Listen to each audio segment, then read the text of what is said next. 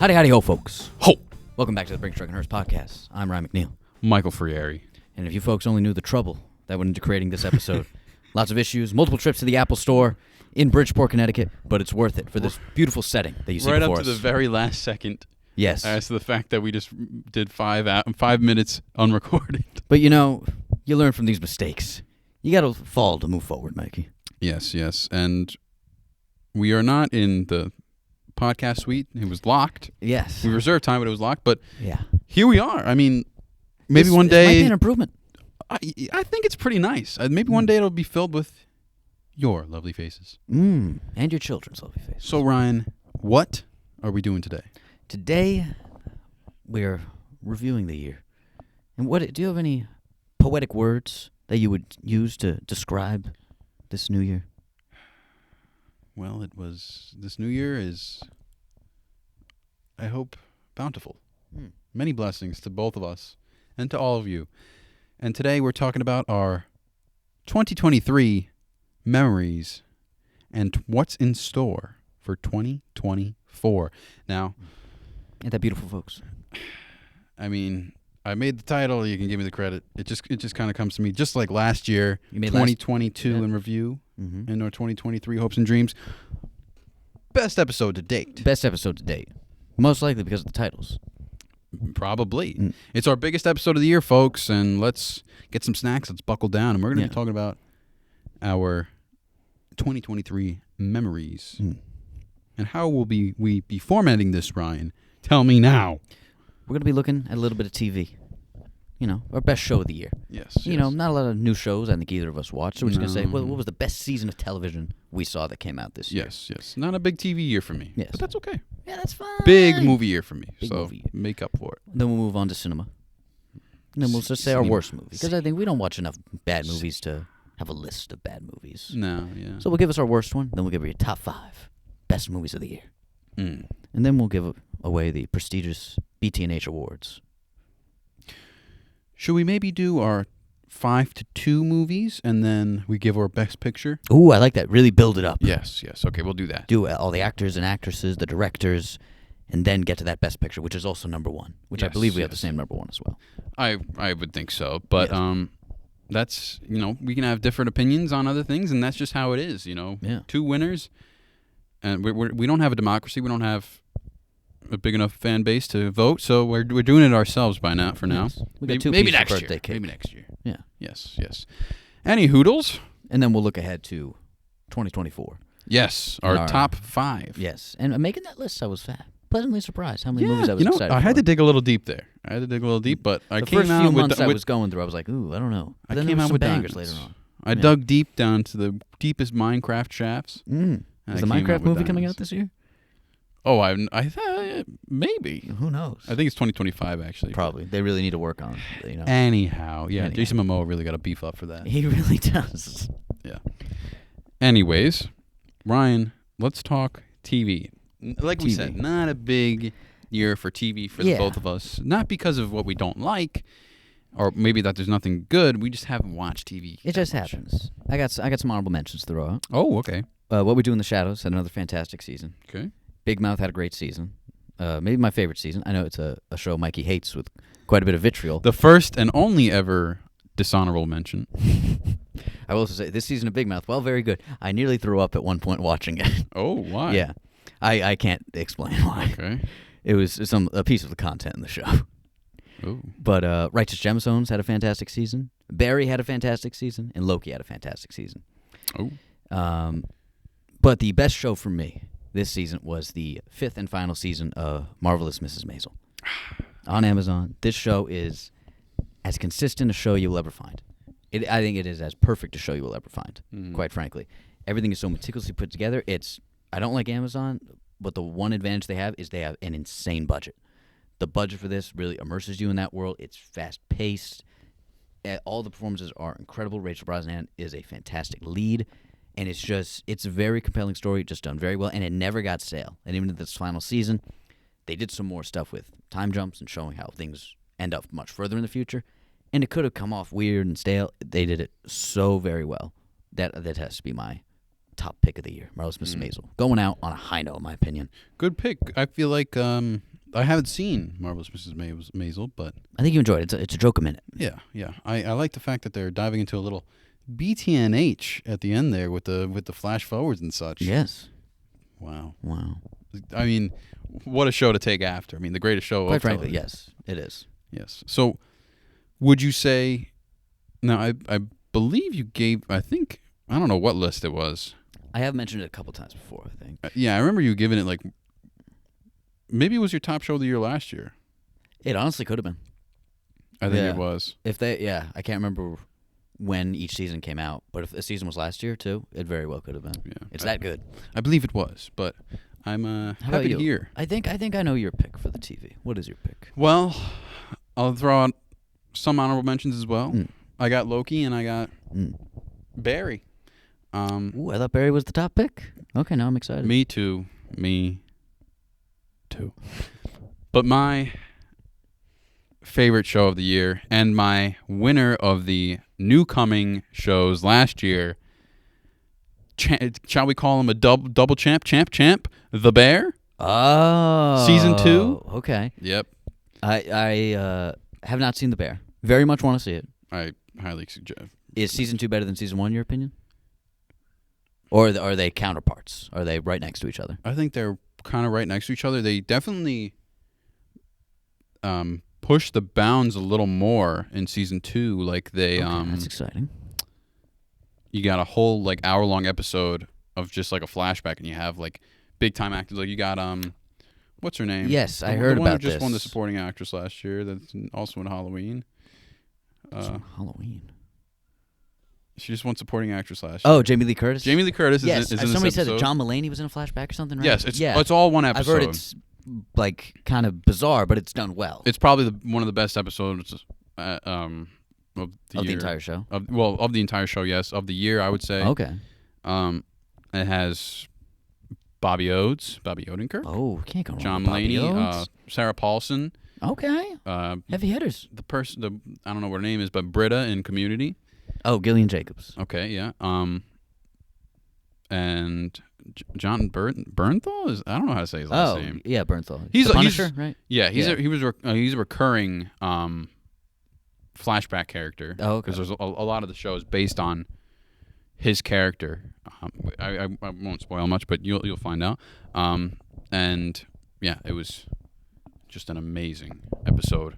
But other than that, all across the board, I think every character gets their dues. Mm-hmm. You know, everyone gets their development.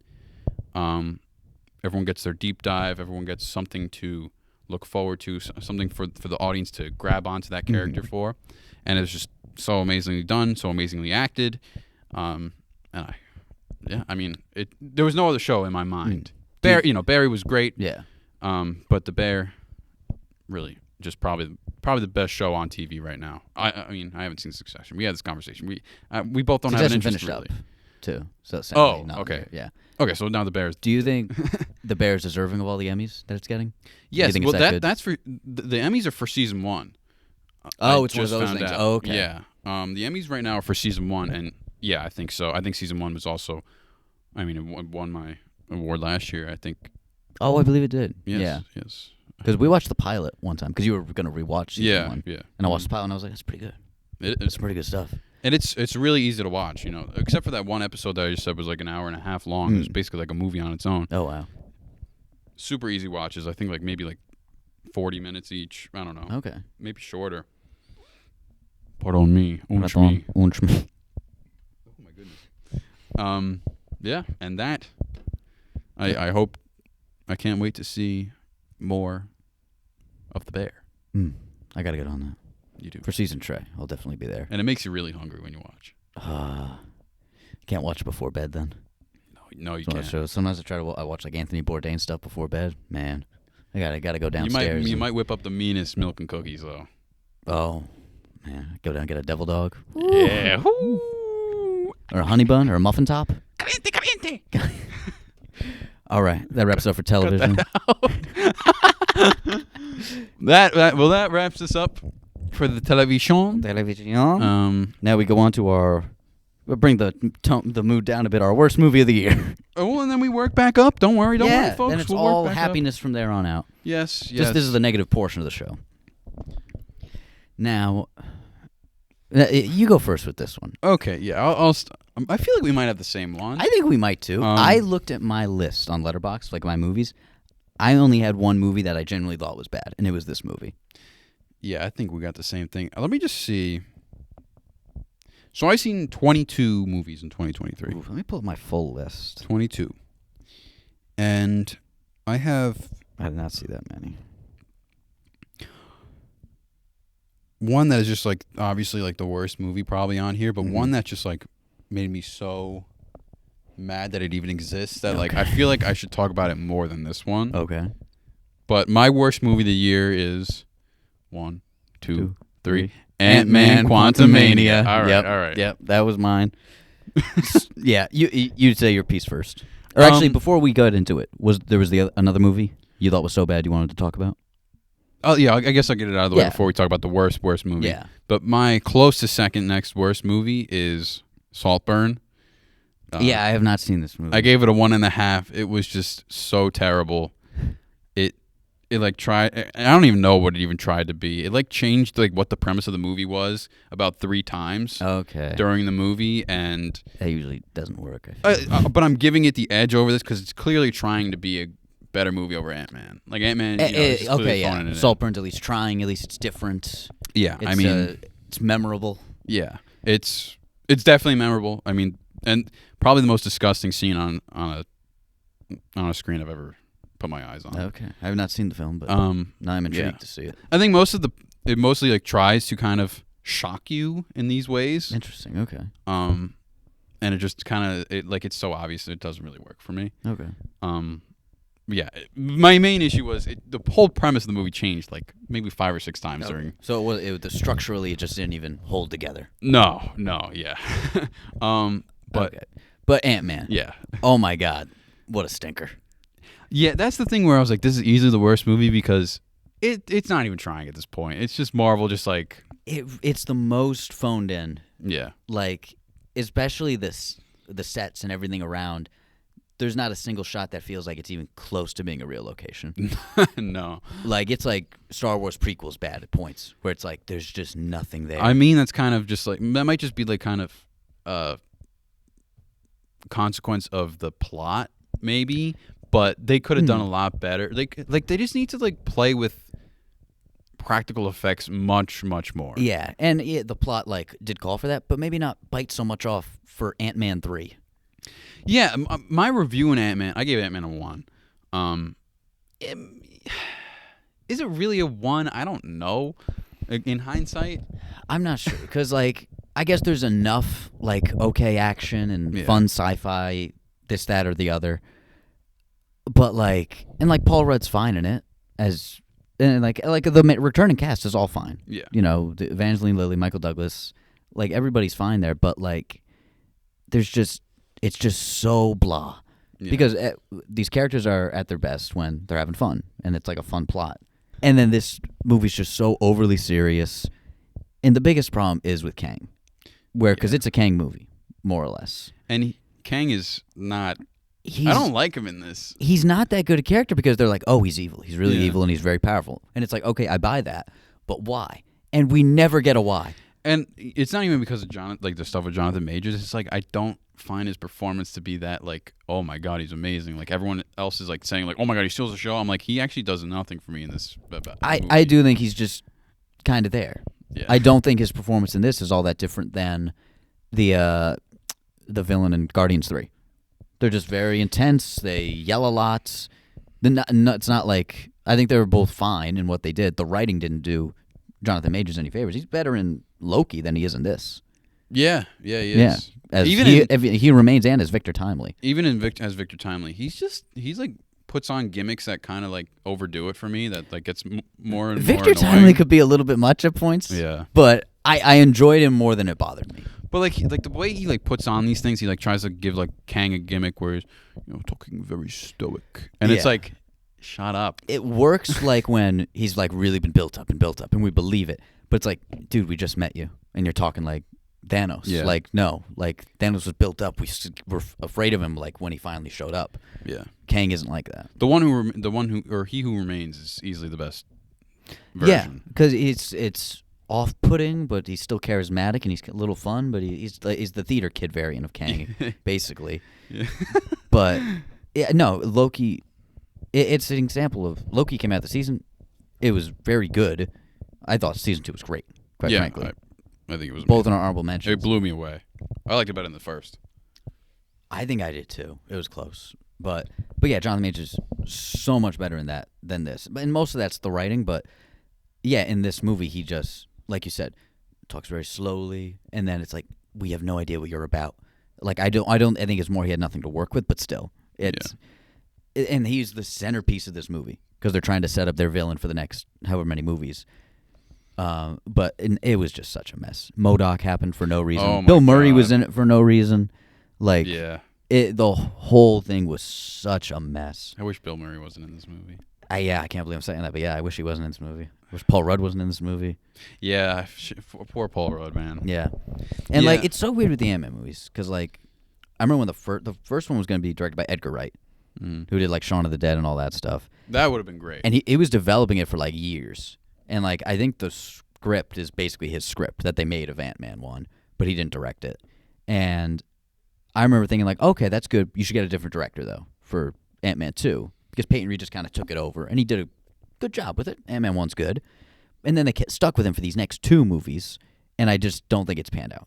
They needed to bring somebody else in to like really change what was set up, I guess. Yeah, it needs to liven up somehow. But when I wrote my review, I was like, why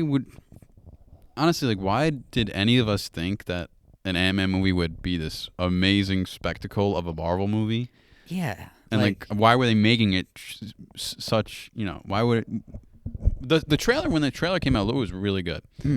But I'm like thinking to myself, like, why are they giving Ant-Man this huge, more than life movie? Nobody asked for this.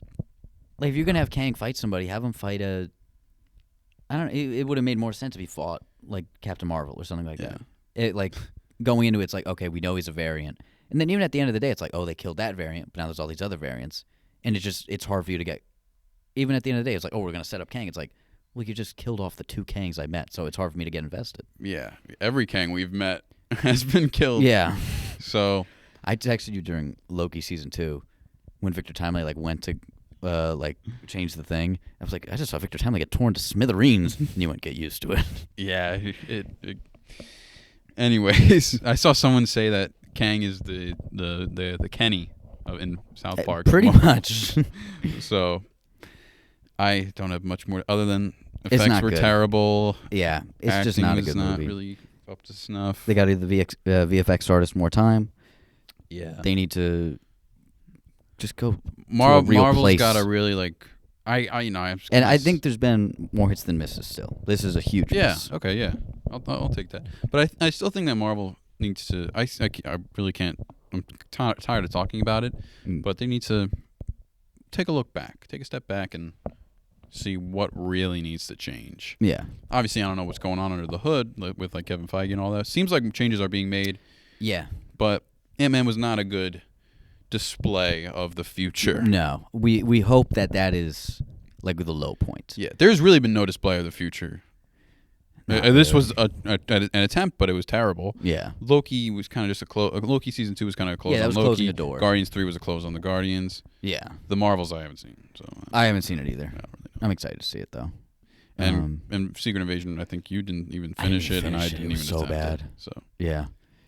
All right. If we finish it, that would have been by default our best new show. Yeah, it would have been. Secret Invasion was the only new show I watched this year, and Yeah. I saw 3 episodes of it before I was like, nope, can't do it. All right.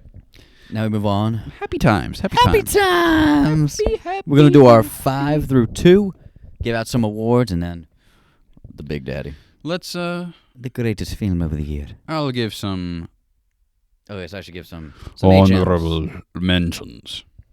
Honorable mentions go to my most anticipated movie of last year, the Super Mario Bros. Movie. Mm-hmm. And I think it served everything I thought it would, and I really don't have any bad notes for Okay. it. It's everything I expected. Yes. Asteroid City. Mm-hmm. The Killer. surprising one that I yes. didn't even think was coming out. Mhm. Kind of just dropped on Netflix on me one day. Yeah. I was like, yeah, it's pretty fun. Guardians Volume 3. Mm-hmm. Are You There, God? It's Me, Margaret. Have you heard of this? I have heard of this. It's very charming. Let me Very. see the poster for it. Oh, okay, yeah. It was really charming and just a great coming of age and taking on a different subject matter than All right. other coming of I ages. love a good coming of age. At 7, Barbie. Oh, it didn't make the top 5. Did not make the top Interesting. 5. Okay. Number 6 is Past Lives. So I'll stop my honorable mentions there. Past Lives was a A24 movie. Okay. It was Was pretty good? good. Okay. People are saying it's like their best movie of the year. I don't know about that. Okay. But I'll get to my number. Or do you want to go 5-5, like how we usually do? Yeah, we can do 5-5. All right, so give me. I'll do my honorable mentions. Guardians 3 was fun. Air with Matt Damon, Ben Affleck, that was a good movie. And Asteroid City. Those are the only ones I think deserve a mention before the big all right. 5. How many do you know how many total you watched? I only watched 10 movies released in 2023. Okay. Yeah. Okay, I got a couple more than you. Okay. What just saying. Step it up. All right. My number 5, Yes. starting off this list, is one that I honestly am so happy that it even happened and came out. Okay. And I'm talking about what was presumed to be Miyazaki's last film, Yes. but it is apparently no longer his last film. Really? And that is The Boy and the Heron. And first of all, I went into this movie and there were a lot of kids. And I really felt bad about that fact because this is not a kid's movie. Not that it's, violent or mature. It's like the subject matter is like a kid can't wrap his head around that. Oh, it was just a little too, not complex, but maybe philosophical. Yeah, Didn't really yeah. get it. And it's really quiet. It's a very silent movie on a lot of parts. Interesting. And there's not a lot, like there's there's stuff where things happen, but for the most part, it's like a lot of slow burning. And I feel bad that a kid's like thinking they're coming in to see something. Because they got moments where it's like, oh, let it sit with you. Yeah. Like, take it in. Yeah. Okay. But other than that, I enjoyed it. Okay. To a great extent. It was just a great kind of just reflective movie. Mm-hmm. This is exactly what Miyazaki does, exactly what Studio Ghibli does. Great animation, just great subject matter, and they hit everything. I will say I watched this in the English dub, which I always do with the Ghibli movies because I feel like they do a great job. Mm-hmm. Pretty weak. Really? Yeah, pretty Interesting. weak. I gave it a 4 stars, but I feel like if I watch it in the Japanese, I'll give it a 4.5. Because Okay. that was a lot of my It's a complaint. little more passion behind it. Yeah, the main character was a little like really dry. Oh, okay. But other than that, Robert Pattinson, he played the Heron. Oh, he he's in. Okay. stole the damn show. He was Really? amazing. Mark Interesting. Hamill was also in it briefly, Okay. short role. Oh, fantastic voice actor, as we know. Yes, and other than that, Christian Bale was also pretty bad in this. He had like some Interesting. strange Strange decisions. accent. He put on like this Brooklyn/Boston accent, and it was just so weird. That does sound strange. But other than that, this is my top 5, and for good reason. It was amazing. Okay. I can't wait to watch it again because there's just so much to dissect here. I need to watch more Ghibli. That's really the one thing I think you should. What you've seen Spirited Away, right? I feel like that's The only anime movies I've seen are Spirited Away and Tokyo Godfathers. Okay. So you have a lot of Ghibli to dive into. Yeah. Tokyo Godfathers isn't Ghibli. Yeah, I didn't think it was. Yeah. I gave that a 5 though. I recently watched it over the Yeah, Christmas that's season. fantastic. Oh my god, it was amazing. Yes.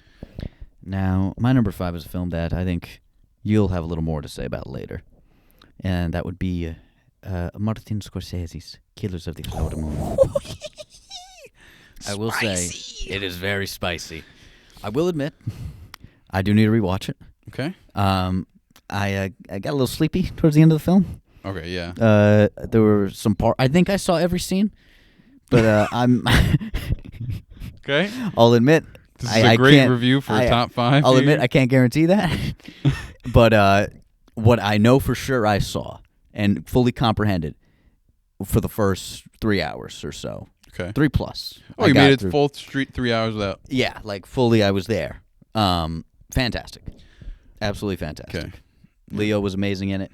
De Niro I thought was just as good in it. I thought De Niro's accent was really, really good. Yeah, De Niro like kind of Like very owns it in this. Yeah, he's very understated, and I think his accent's believable from where he's from. I think DiCaprio's accent was good. Sometimes he sounds a little special. I think part of the character was that he was like kind of an idiot. I don't know. Okay. Yeah, But maybe it was just a creative yeah, choice. But I feel like DiCaprio always great, but he was kind of on the weaker side of the performances on this one for me. there's a lot of powerhouse performances in this. Not to say it was a bad performance; it was a great performance. Yeah, but we'll probably get to. Lily Gladstone was fantastic in it. yeah, All of the indigenous actors in this I thought were very, very good. And then a few like there's great like little character actors. Jesse Plemons is fantastic in this. And I mean, it's a true story told very, very well. It's very comprehensive. It doesn't feel like they really missed anything. I really no complaints about it. You know, it's done very, very well and very powerful when you get to the end. yeah. What do you think of the ending? It's a little fuzzy.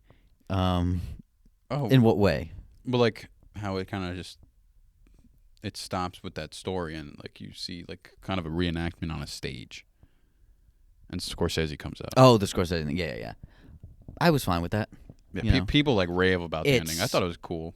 It's but cool. yeah. It is one of those things where I don't mind it when a true story almost breaks the fourth wall in that way. Yeah. Where when Spielberg did Schindler's List, he did a similar thing where he ended the story with like real people, which I'm fine with, honestly. You know, Yeah, you can end it like that. I liked it like that. Yeah. So now we move on to Cuatro. This might be at the top of a lot of people's lists here. And I guess this is duking it out with my number 5 for the best animated movie in the Oscars here. And that is Spider-Man Across the Spider-Verse. Quite good. Yeah, there's not much else to say about this movie. I mean, I spoke about this in our top animated. I think I gave us our number 1 animated movie. Yes. You had, let's remind the folks. So we did a top 10 animated movies of all time video, and Mikey put this film at number 1, which I gave some good fantastic movie. Hmm? I agree, fantastic movie. I'll speak more on it a little bit. Incredible animation. Mikey had seen it once on TikTok Live. Is the only caveat I have. Half on TikTok Live and then half in like 200 parts on TikTok when I see. Yeah, when the live got banned. I see, as Lord and Miller intended. But yes, is it still your top greatest animated film of all time? You know, I give some good reasons and the criteria about why it's my number 1. So I think I'll stick by it, to be honest with you, because I think my reasons were sound. You did have some good reasons, yes. You know, maybe The Lion King is probably better than this for an animated movie. Who knows? Because Lion King is probably one of the most perfect movies of all time. Anyways. Quite is. But we're not talking about that. We're talking about my number 4 of the year here. And this is what it is. I think we both recognize that the first one is a good movie and a great movie at that. But I don't think either of us clicked as much with the first one. I love it. It's great. I don't look at it as like, oh, that's the best Spider-Man movie ever. Or I didn't identify it like Me neither. that. If I saw it when I was 12, 13, like that may have happened. Oh, I don't know. For sure. But I feel like I could click much more with the second one. I honestly think so too. I like Miles more. Miles I like more. There's more Gwen stuff, which I really like. The Gwen stuff is great. Gwen stuff is fantastic. And all the new characters are awesome. I love Spider-Punk. Yeah, Spider-Punk is sick. Miguel is an amazing and side villain, I guess you can call him. Yeah. Or he's the main villain of the movie. Yeah, pretty much. And Oscar Isaac's fantastic. Yeah. And it's hard. It's crazy to say, like, if you walked out of the first movie and you're like, the second movie, they're going to up the animation even more.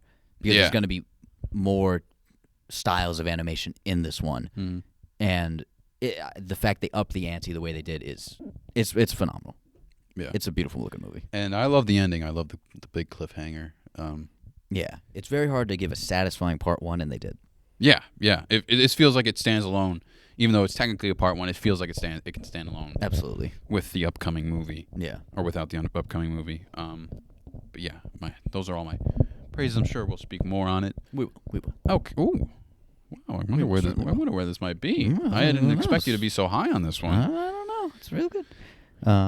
My number 4. It's time to dance the night away, Mikey. I got Barbie. Whoo! We did a whole video on Barbenheimer, and my thoughts on Barbie have remained the same. Yeah. It's Me such too. a fun time. It's hilarious. I don't know if there's any Oscars in store for it, but like, if it won everything, I don't mind. It's a fun movie. I love Greta Gerwig. Okay. Yeah. I mean, I like everything about it. It doesn't blow you away. It's very direct. It does what it wants to do, and it's a great time. And everyone's having fun with it. You can tell everybody had a good time making this movie. Mm-hmm. It wasn't a chore. And the set pieces in this are really cool. That's the best thing for me in this movie. I think I've said it in the Barbenheimer, but the set pieces just are amazing. Mm. And for good, and I hope they win some award for that. Yeah. For good reason. I think they. No, I'm thinking of no. Never mind. No. They won something as a movie. They won. Won a screenplay or something, or They won like the No. box office, but I don't think like Golden Globes made like a box office award. But Golden I'm like, Globes isn't makes how is stuff that an up. award? It's just I like the don't know. numbers. Like it's just a matter of fact. you just show up knowing you're gonna win. Yeah, I don't get it. I don't know. Barbie's great. Like, I got nothing else to say. Yeah. Reference our other video super if you fun want time. more thoughts. Yes. Number 3, Mikey. What you got? Number 3. Spicy. The most heartfelt, warm, welcoming, and jolly movie of the year. That is The Holdovers. Yeah. I mean, this is a new Christmas classic. I don't know what else to say. This is one of the best coming of age, maybe for coming of age for the main character here, and maybe a coming to reality for Pauly G's character. I don't know. Okay. Yeah. Kind of a reassessment. Yeah. And it's just kind of just makes you question like who you are and what you value and where you may go I like a movie like that. and who you want at your side. And you want that kind of reflection to happen around Christmas time. That's usually when Yeah. it happens. The end of year, Yes. You're thinking about all those things. Yeah. I have not seen it. I'm holding it over for next year. That's good. And because I didn't see it around Christmas time, I have a hard time watching a Christmas movie when it's not Christmas. Yeah. So I will wait, and I have a feeling I'm going to absolutely love this movie. I don't want to hype myself up too much. I know this is just right up your alley. Yeah, so. that's what multiple people have told me, so I cannot wait for this flick. And Pauly G does a great job. And it's Pauly G. Come on. Pauly G. Maybe the greatest And- actor of all time. Maybe. I mean, come on. And what's so cool about this is like it's kind of made not only like the set and but it's just like made to look like a 70s movie. Yeah. And it's super I've heard cool. that. Just from like when the opening, when it like shows like the who funded the movie or produced the movie, whatever those companies. It's like a 70s advertisement. Yeah. And it's just so cool. You're kind of like taken back in time, even though I've never even been there. So Yeah. I'm convinced that's the 70s. It could be like I don't know, like the 40s. Who knows? I don't know. I'm just being stupid. But that's my number 3, and deservedly so. I love this movie to death. Right. My number 3, I don't believe you've seen this one. Yeah, don't 30 minutes. However, this movie's fantastic. This is one of the best action movies I've ever seen in my entire life. And this would be Mission Impossible: Dead Reckoning. I haven't seen it. I'm working my way up.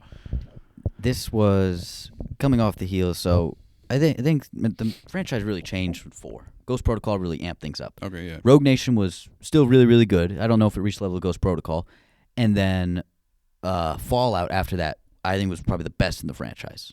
And how often does that happen? Your 6th movie in the franchise, 20-plus years after the original, is the best one. And I think Fallout was that. And that was also one of the best action movies I've ever seen.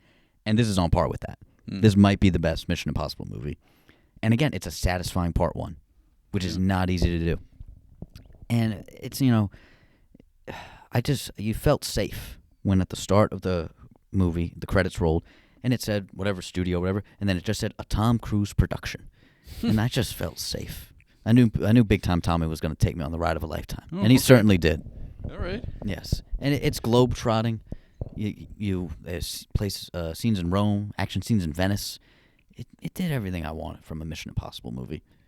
I mean, there's not much more I can say. And like Tom that. Cruise puts his life on the line each and every day for us. We got to thank him for that. Yes, we do. I can't wait to work my way up there.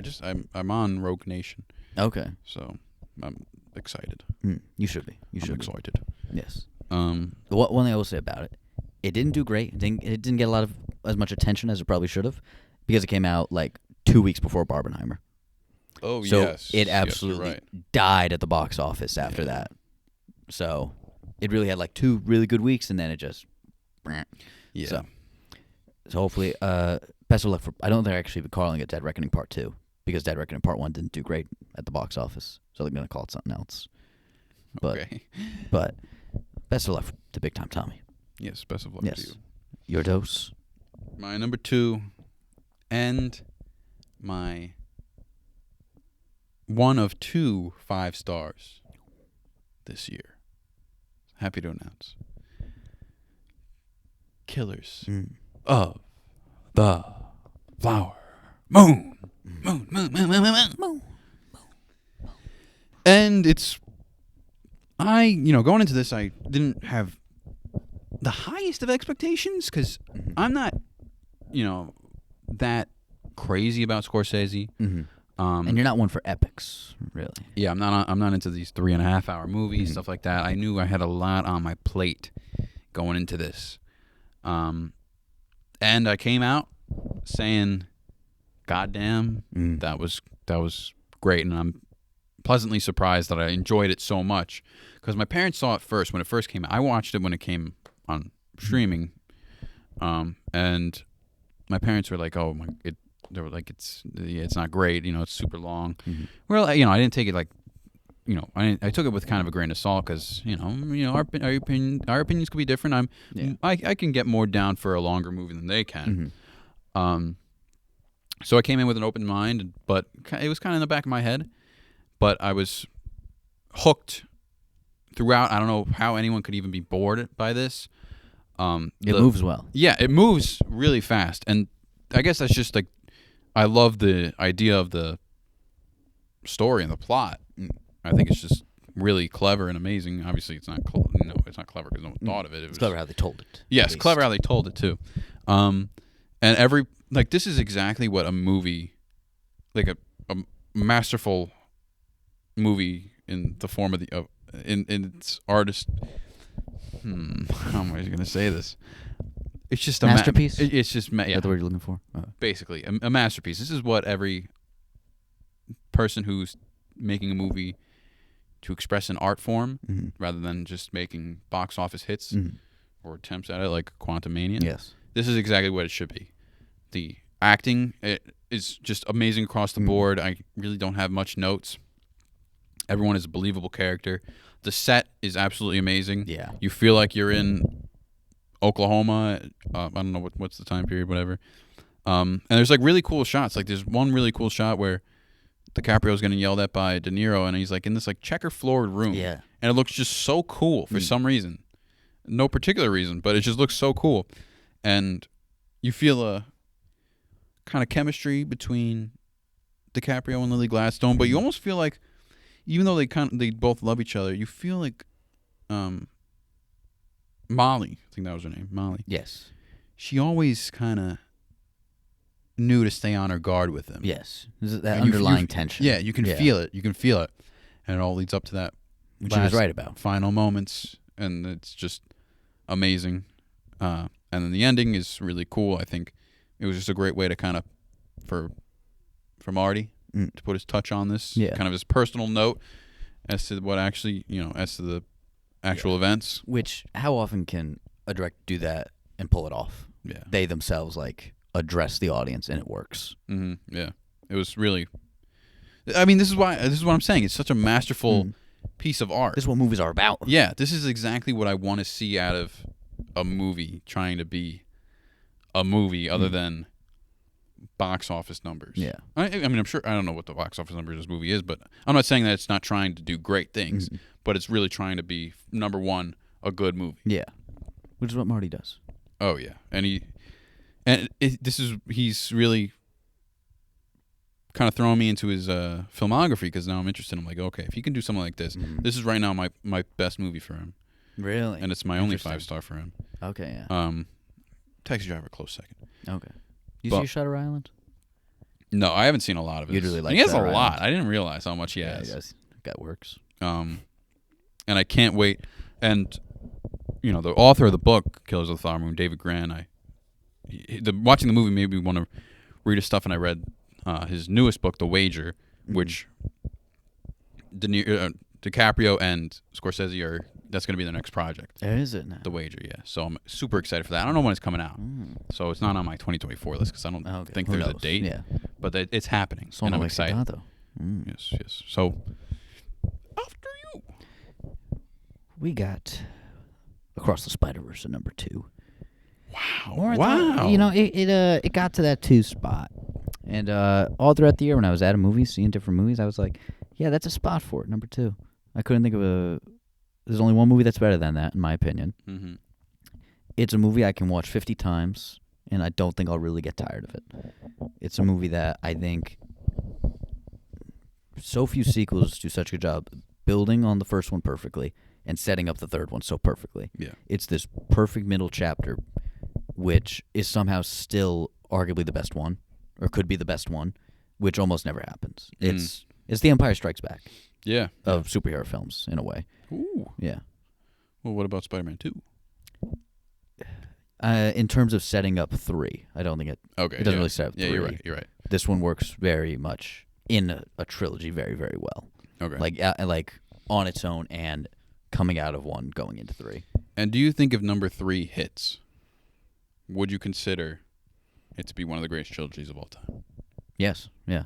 Okay. Because, right now you got 2 movies that are 4.5 for me, these first 2. Yeah. If that next one's only like a 3.5, that's still a damn good trilogy. Yeah. That's still some high quality stuff. And it might end up being the best superhero trilogy because it has to compete with Dark Knight's tough to compete with. The Captain America trilogy is good. But, after that, what are we talking about? It's like those 2, really. I really don't even think there's a contender if 3 hits. Yeah. Because, Dark Knight Rises is good. Batman Begins is, I think, a really solid start. Mm-hmm. But Spider-Verse has been so consistently amazing. And it's pushing the boundaries. Yeah. Just what you can do with a movie and animation. It's a spectacle. Yeah. And few movies deserve that title of spectacle. I agree. All right, Mike, should we hand out some awards before we get to number 1? I think we should. I think we should, too. Now, where should we start? Should we start with Best Supporting Actress? Sure. Let's do that. Who did you have? I guess I'm just gonna give it to. Personally, it would be Emily Blunt in Oppenheimer. Interesting. Okay. Yeah, I really loved. I think I sang my praises for her in the Barbenheimer episode. I really love what she did. And I think this was her role. She is great in it. Not a crazy amount of screen time. Granted, it is a crazy long movie. Yeah. But I will say she can deserve an Oscar just for that look she gives at the end of the movie when they're older and at that meeting thing. Stone cold. Yeah. Who is she giving the look at? The Safdie guy? Safdie. Yeah. Yeah. What a hell of a look. I couldn't think of who to really give this one to. I ended up going with America Ferrera from Barbie. Oh, okay. Yeah. All right. She gave that really good speech, which was like an Oscar moment, where if that's the main character in a movie, like that speech is what they'd show. That'd be an Oscar clip. So for me, that's good enough. Okay. I think she was fantastic in the movie. She has some some of the most memorable moments, even though she's just a human character in that world. So she stood out when her character really should not have. Yeah. So America Ferrera, fantastic. You're right. Good pick. And some good reasonings. I have a feeling we're the same best supporting actor. Yeah, I think we probably do. Yeah. Best supporting actor. 1, 2, 3. Robert Downey Jr. All right. It's RDJ, folks. Yeah. What more do we say? He's Strauss. He's in it a lot. He's not the main character, but he's in it a lot, and he's incredible in everything. Yeah, and I think it's amazing how this might be like kind of rewriting his script twice now. With you got like Iron Man, kind of Yeah, lifting him up from from his issues. Yeah. And this, I feel like, kind of puts him in a position to really make some special things here. Yeah. It's always interesting when a superhero actor either like is done with the role or during the role where they're seeking different projects to stand out. So this is probably very important for him to remind everybody, like, hey, like, I was nominated for an Oscar 30 years ago. Like, I can do this thing. Yeah. And I think he should and will win it this time because he's that fucking good. Yeah, and he showed that actors are so much more than just people wearing CGI suits now. Yeah. Which... He can swing both ways, man. Yeah. I like it. And he really did put on one of the greatest performances I've probably seen. And especially as we know him. It's very understated. A lot of pent-up anger in just his eyes. So good.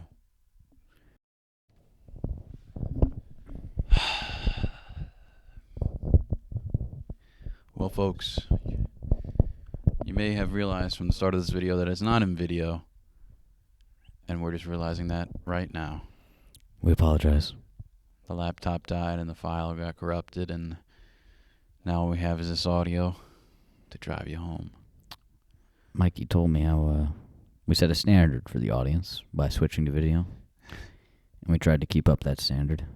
We went all over the place to get the perfect location, we needed the charger for the laptop, and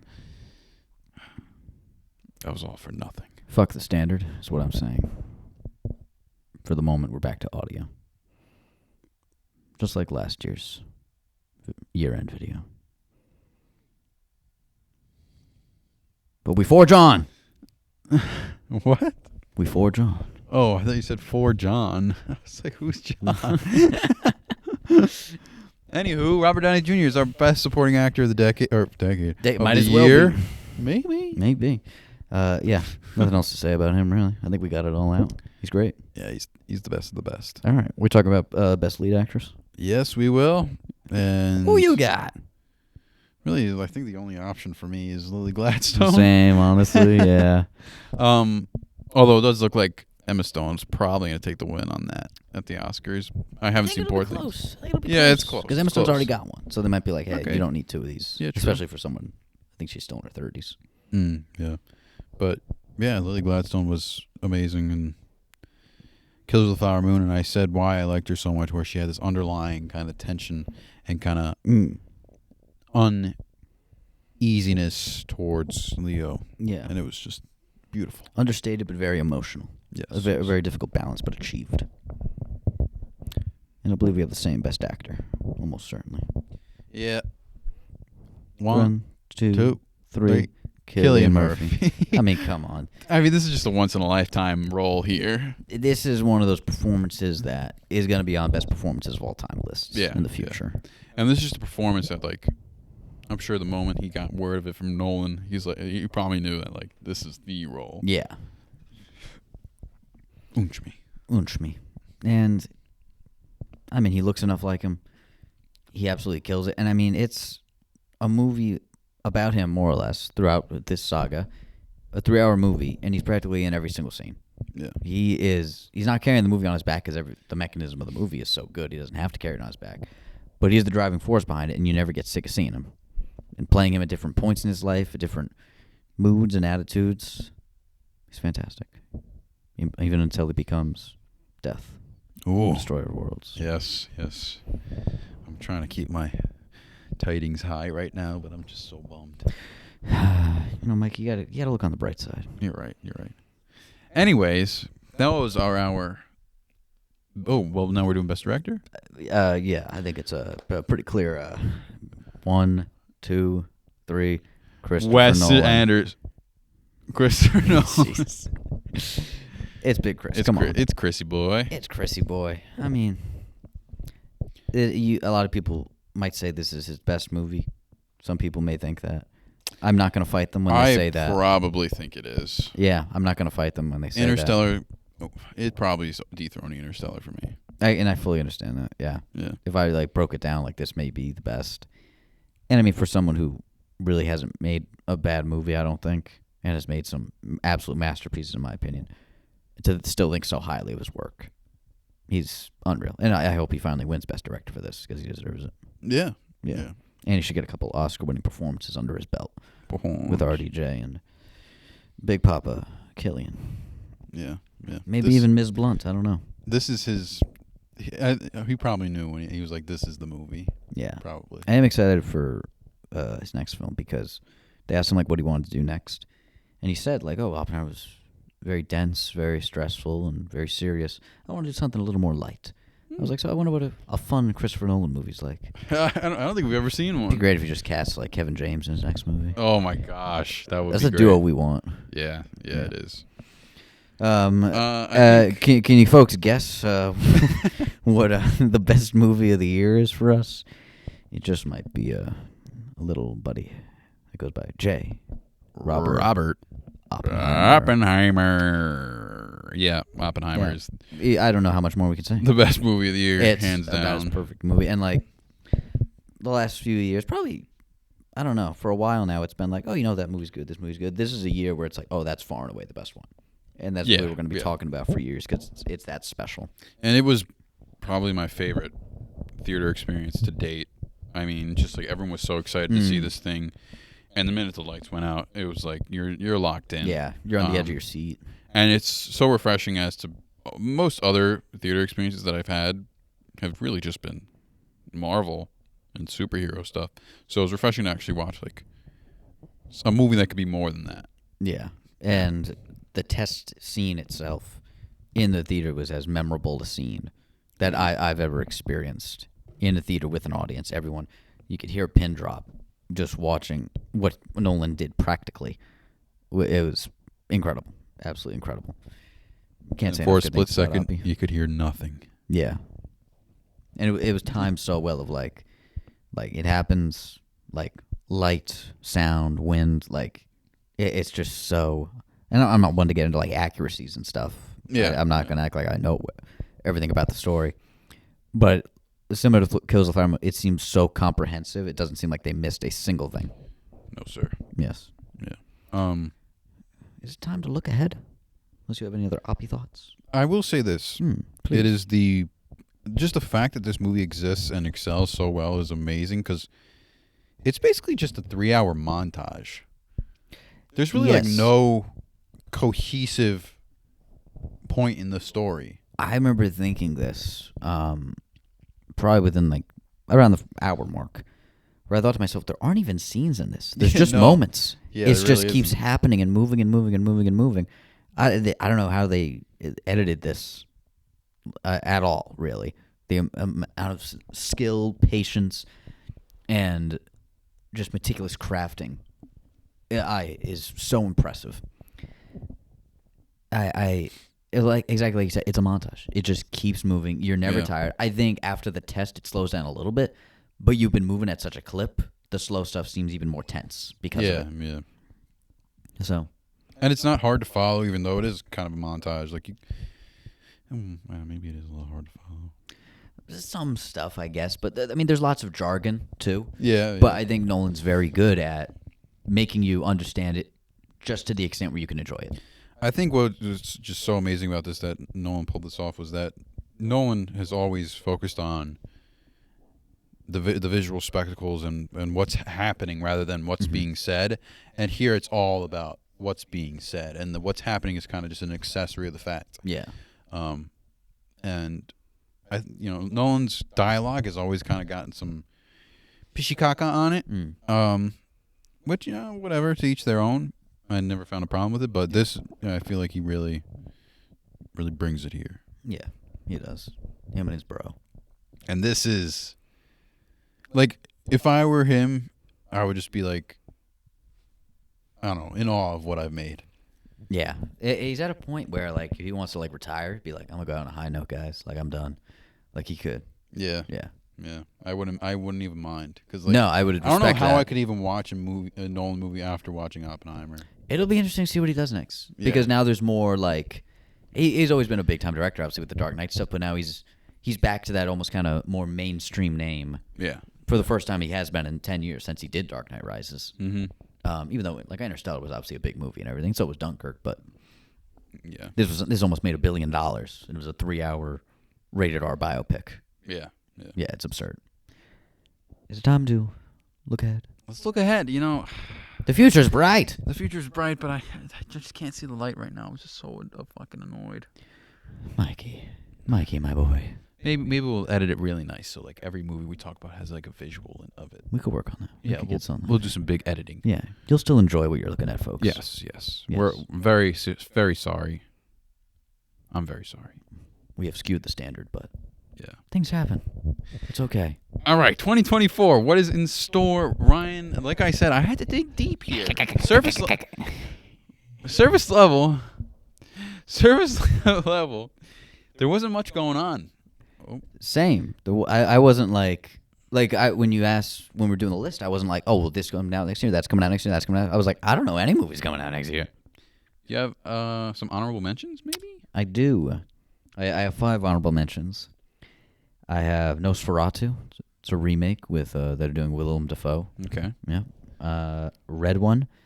It is the Christmas movie where J.K. Simmons plays a Rip Santa Claus with The Rock and Chris Evans. And one of my favorite things when you look on IMDb about this movie, it says plot kept under wraps, as if it's a big secret. Wow. But I do like under wraps. It's a bit of a pun for a Christmas movie, though. Okay. And Joker, Folie à Deux. I'm excited because it's just going to be so incredibly different and weird. Have you seen the first Joker? Yeah. Oh. Yeah. The first Joker is really solid. I haven't. But yeah, the second one is going to be so completely different, which is the only reason I want a Joker sequel, so we're getting that. Back to Black, Amy Winehouse biopic, I'm excited to see. And then Beetlejuice 2. Ooh. Yes. And Tim Burton could have made this movie whenever he wanted to for the paycheck, but he finally wants to make it, which that means I'm excited for it. He's not just doing it for the paycheck. Mm-hmm. And Jenna Ortega's cool. They're getting the returning cast back. I mean, I'm excited for that one. But those aren't in my top 5. My honorable mention? I guess so. Okay. I thought you were about to segue there. I wasn't sure what to do. My honorables go to Kung Fu Panda 4. I mean, always a joy, but, I don't know how many times they're going to hit, Anyway. Dune 2, I guess I'll throw it up for. I didn't care that much for the first Dune, but, I'm still looking forward to it. It's a big movie. Mm-hmm. I don't know if this movie's coming out in 2024, but both Rotten Tomatoes and IMDb listed as it is. And that is a new Karate Kid movie with both Ralph Macchio and Jackie Chan. What? So I love Karate Kid, so I'm fucking down. Okay. Deadpool 3. Okay, yeah. I'm sure you're going to be mentioning it that'll be on more. my list. I'm sure they're going to hit it out of the park, but I'm also a little sketched because it's Deadpool you never know. under the banner of Disney. Detective Pikachu 2. Oh, I didn't know they were making a sequel. Apparently. Ooh, the goth's getting busy this year. Garfield. Making a Garfield movie? Oh, was it with Chris Pratt? Chris Pratt, yeah. Yeah. I think it looks interesting. That's right. And I think the most unexpected sequel ever, Gladiator 2. Yeah, I haven't seen the first Gladiator, but I know they're making this movie. Yeah. Ridley Scott just makes whatever movie he feels like making, dude. Yeah, he's at a strange point in his life where he's just like, yeah, sure, I'll fucking do it. Why not? Like Napoleon. It was just like, yeah, he doesn't really have a point to make movies anymore, and this is the things he's picking. Nah, he's old, yeah. So, hit me with your 5. You go first. My number 5, I don't know if you heard about this, but it is a movie that will be directed by Francis Ford Coppola. And it's called Megalopolis. Really? The blurb is, an architect wants to rebuild New York City as a utopia following a devastating disaster. Starring Adam Driver. Ooh. Giancarlo Esposito is also reportedly in this. Francis Ford Coppola, I mean, he made The Godfather. And that just alone makes me that should have you intrigued. And a guy who doesn't really, I don't know the last time he made a movie. Yeah. So I mean, it's like he wants to do this. This looks like a passion project. Yeah. And with Adam Driver as a lead, that sounds good. And it seems pretty original, pretty interesting.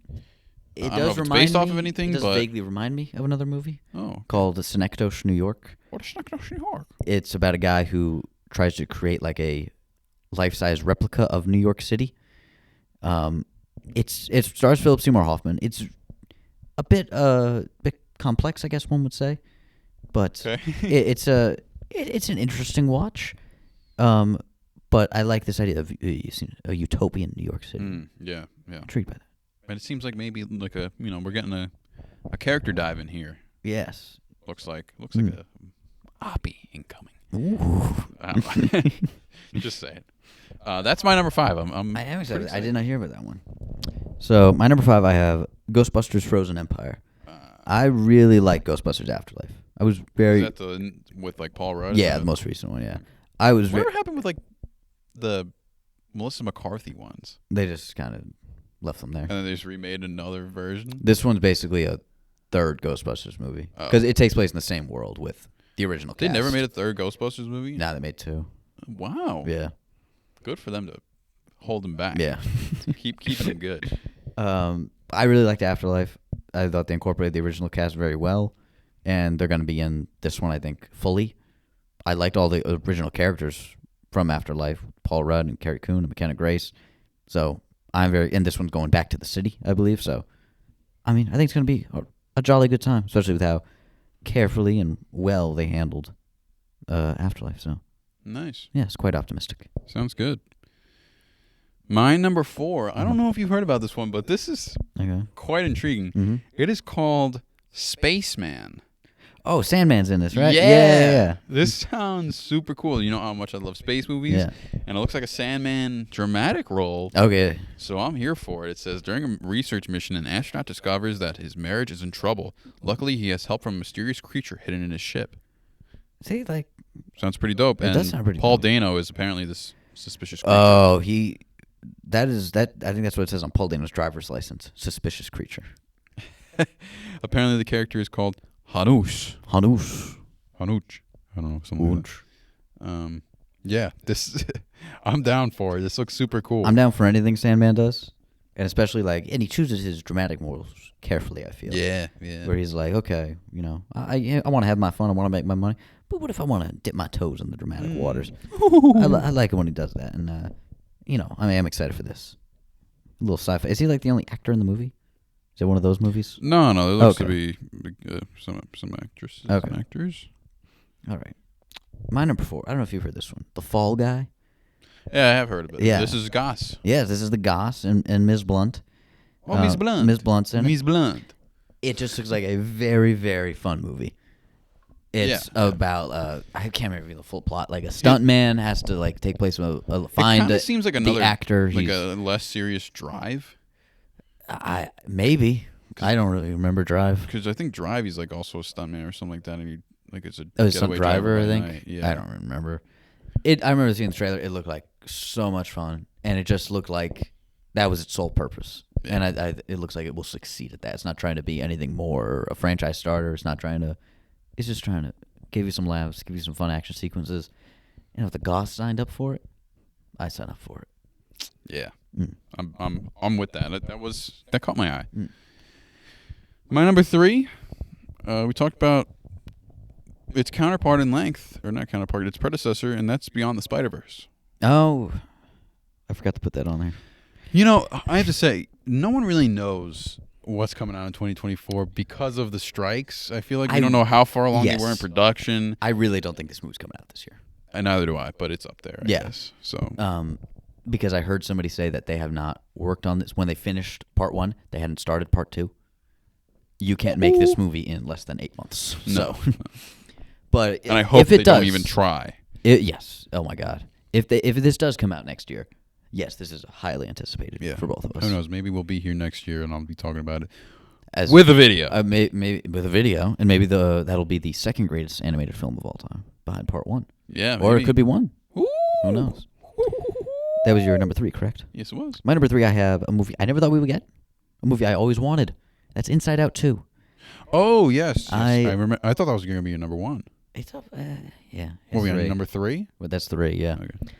I love Inside Out. I think it's one of the best Pixar movies. And when I finished it, I was like, there's just so many possibilities you can do with that. Especially if you just make Riley a little bit older, different emotions. You can do whatever you want. And that's what they're doing. Maya Hawke plays anxiety, I believe. And there's a couple other emotions I can't remember that they're introducing. Why aren't they revealing that? I don't know. They're being so weird about it. But I'm very, very excited for this because they did the first one so well. It's Disney, it's Pixar, and it's with a franchise that I think, given the subject matter, it's hard to just kind of do a cash grab because they're dealing with something that is intrinsically emotional and is going to be intrinsically heavy. that I think there's going to be a good story behind this. So I'm very much looking forward to it. Right. It sounds good. My number 2 is Mickey 17. Have you heard about this? I have not. What is this? Okay, so this is starring Robert Pattinson, and it's another Bong Joon-ho. Bong Joon-ho. Coming off of Parasite, which is one of the greatest movies of all time, undebatably, really, to be honest with you. Does Bong Joon-ho speak English? Maybe, because he did Snowpiercer, he did Okja, all English speaking. I just remember his Oscar speech. He had a translator there, I think. Oh. Maybe Robert Pattinson's fluent in Korean. But, well, Chris Evans clearly was able to work. Maybe he taught Robert Pattinson. I wouldn't be speak surprised Korean. if Pattinson was Pattinson. That's I call him true. Pattinson. Was fluent in Korean. But let me read the synopsis for you. For what's it called? Mickey 17. Mickey 17, and there's just him in like a Interesting. centrifuge or something like that. Mickey 17 is an expendable, a disposable employee on a human expedition sent to colonize the ice world Niflheim. Already engages me because wow, Niflheim. That's Kratos. Kratos has treaded the realm of Niflheim. Oh my! After one iteration dies, a new body is regenerated with most of its memories intact. So yeah, we're coming off a Parasite here. That sounds like some peak sci-fi. Right This could be amazing. This I just need to see where he goes after Parasite. Yeah, which makes a lot of sense. A guy makes a movie like that, doesn't make a movie for 5 years. What's he going to come out with? Yeah. What's he been brewing up in that brain for the last 5 years? His track record isn't like crazy. He has like the highest high of Parasite, but then like Snowpiercer, Okja, they were like kind of just good, decent movies. Mm-hmm. I heard Memories of Murder was really good. Yeah, did he? I can't remember. There's another Korean movie that I heard is fantastic of his, but I guess for another movie like this of his global audience or for appealing to more American audience, I guess so. Mm-hmm. Yeah, this is definitely high on my radar for good reason. My number 2, I have Furiosa, a Mad Max story. See, I had never watched any of the Mad Maxes, and I don't care for Anya Taylor-Joy. I don't really. Chris Hemsworth doesn't do much for me. I think I saw the first 2 Mad Maxes, like the ones from the 70s and 80s, and they're whatever. I don't care about them. Mad Max Fury Road is an amazing film in my opinion. I always hear the praises. The spectacle of it, but it is also very emotional, and there are some slow moments. It takes its time at different points, so it's not just an in-your-face action movie. And I think Furiosa's she was the main character of Mad Max Fury Road. It wasn't Max. Oh, that's a character, Furiosa? Yeah, Furiosa's. She's the Charlize Theron character in Fury Road. Anya Taylor-Joy's playing the younger version of her. I've seen Anya Taylor-Joy in, I don't know, 2 things, 3 things. I don't know, maybe. She's good in Peaky Blinders. But huh? She's good in Peaky Blinders. Oh, she's in Peaky Blinders? She's in it, yeah. She's not like in the family, but she doesn't do much for me. I don't know. Well, I think I've just seen her in that, and she didn't pop. I think, and then she got bigger and bigger, like with Queen's Gambit. I was like, oh yeah, she was in that show. But I'm still very excited for that, and it's just going to be another spectacle, no matter what. And Hemsworth, we'll see what he does, but it's in the making for 8 years of hype, so I'm looking forward to it. Nice. Your my number 1 was one of your honorable mentions. Wasn't it? And you might be surprised because this ain't my type of movie. What is it? Nosferatu. Oh, nice. This is Mikey's not a horror guy, but he wants a horror film. But I've seen The Lighthouse, which is the same director, Robert Eggers. Oh, I forgot Eggers was doing this. And apparently he's been wanting to make this movie for a long, long time. So this is a passion project here. And what Skarsgård is this? Who cares? It's the younger one who played It. He's in this. He looks incredible. Willem Dafoe looks insane. If you guys have seen the stills, it looks amazing. Yeah. Yeah, I can get down with this. I can get down with this. You can tell Eggers is a guy who's like, he's seen Nosferatu 100 times. Yeah. Like he's crazy like that. I've never seen Nosferatu actually. The only time I knew about Nosferatu was in that SpongeBob, the hash slinging slasher. He goes Nosferatu. Who was flickering the lights? It's good. It's a movie from the 20s, so there's parts where they're like, oh, they're still figuring out like what a movie is. But it still has some very scary visuals. I will say, yeah. It if you watch it late at night, it still might give you a bit of a fright. Yes, 100 years old. Yeah, this movie's coming out over 100 years after. Wow. The OG. Yeah, this. And yeah, come on, Willem Dafoe in any movie, let alone a horror movie. It looks so cool. It looks so cool, and I'm excited to watch it. I am as well. My number 1, Mikey. You tell me my number 1. Deadpool 3. It's Deadpool 3. Okay. Hugh Jackman Wolverine is arguably my favorite superhero ever. Robert Downey Jr. Iron Man's up there, but I just feel like I've seen Hugh Jackman Wolverine carry more movies because the X-Men movies are basically just Wolverine movies. Yeah. And we're getting him back one more time in a different context. His ending, they made sure to say like, "Oh, he died in Logan. This is some other thing," and it is a Marvel movie. It's in the MCU. We think like the way they're doing the multiverse nowadays. Who the hell knows where this thing takes place? Yeah. And I don't really care because the amount of time it took for this movie to get made from the time that Disney purchased Fox and had the rights to Deadpool, I think Ryan Reynolds made sure to have certain conditions that were met. So I don't think we're going to get a watered-down version. And now, is it going to be as good as the first two? Like, who knows? You know, it's going to be very different because people have moved on. It's been what's going to be like 6 years since Deadpool 2. So I'm not expecting to feel the same exact tone because it's been a while since they made that type of movie. But I'm happy to get something different. And to have Wolverine and Deadpool side by side in costume by two perfect depictions of the characters, I truly can't ask for any more. My only hope is I hope they don't try to use this too much to do other setup. Do we know what the plot is of this? I have no idea what the plot is. I heard, like, I don't even know if this is any remotely true, but I heard it's like them bouncing across, like, the timelines and Mobius is the villain. That sounds if Mobius so amazing. Yeah, if Mobius is in this period, like, I'm so down for this. Yeah. Even though the way Loki ended, I kind of am fine just not seeing any of the Loki gang ever again. Okay, yeah. But but like it doesn't matter. Like with these, like the amount I know right now, like you could tell me, I don't know, like again, like I don't care. Rob Schneider's the villain. Like I'll still go see it.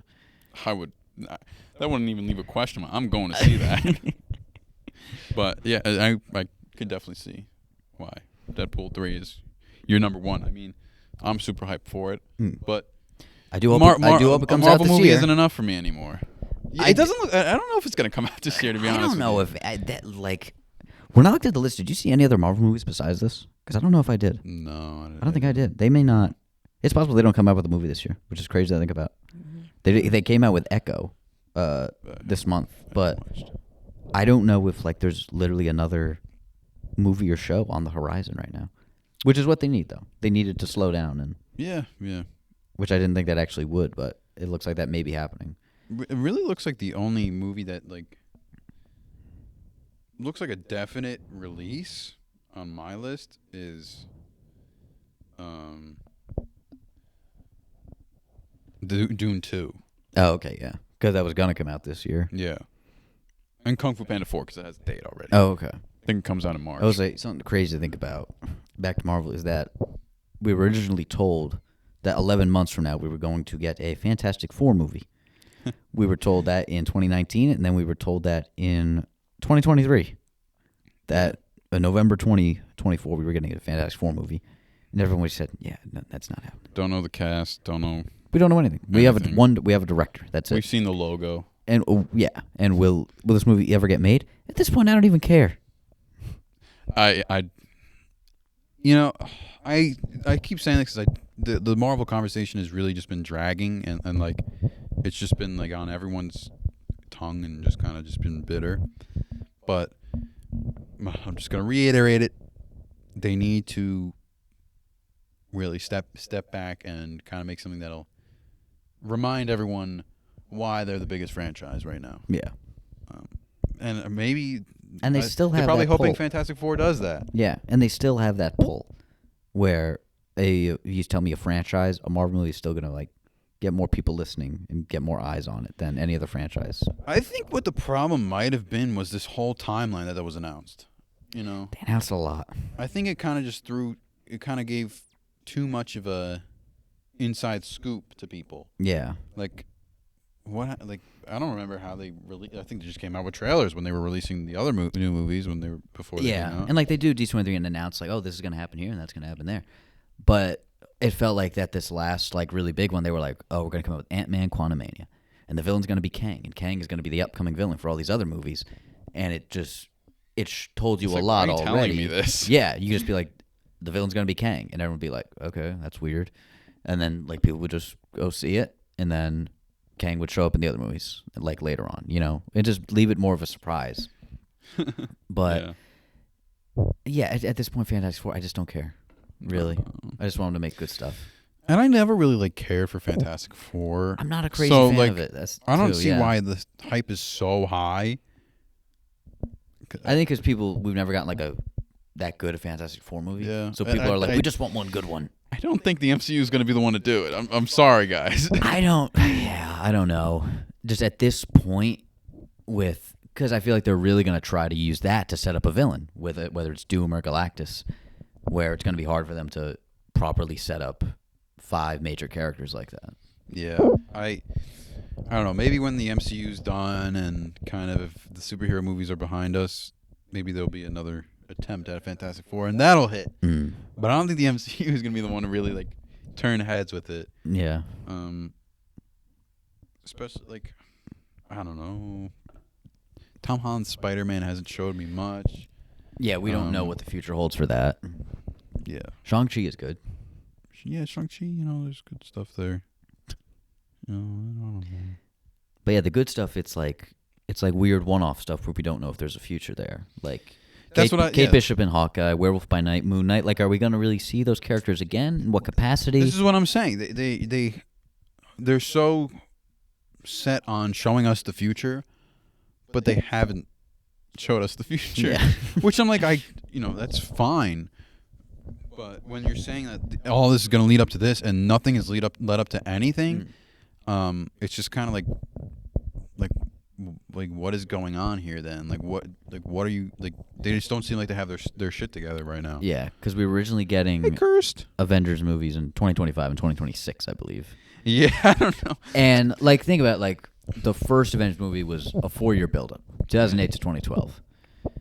So, and this would have been post Endgame 2019 to 2025. Grant COVID in there, but I don't know, and it somehow still felt too quick. Yeah. Even though they had the same amount of time and a hell of a lot more movies because they were just so cluttered. I think the problem was they showed so much into the they should have just said, okay, the Infinity Saga wrapped up and at this big D whatever the meeting is, D23.